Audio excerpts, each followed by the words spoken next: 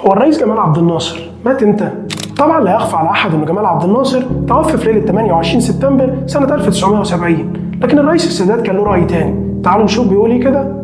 اتصلت بعبد الناصر اكثر من مره، وفي كل مره كنت اجده اسمع حالا عن ذي قبل. كنت اشعر ان صوته صوت رجل يتكلم من غياهب الماضي، ولابد انه في الفراش وانه يعاني كثيرا. فاهم ما لدى عبد الناصر هي كبرياؤه، ولقد طعن فيها كما لم يحدث له من قبل. فبعد أن كان العالم يلهث وراءه عند عقد مؤتمره الصحفي المشهور، أصبح الناس في كل مكان في العالم يتهكمون عليه بل ويسخرون منه، ولذلك كان 5 يونيو طعن أصابته في الصميم فانتهى. ومن يعرف عبد الناصر لابد أن يدرك أنه لم يمت في 28 سبتمبر سنة 70، بل مات في 5 يونيو سنة 67 وبعد المعركة بساعة واحدة. هكذا كان يبدو، بل وظل يبدو لفترة طويلة، الميت الحي.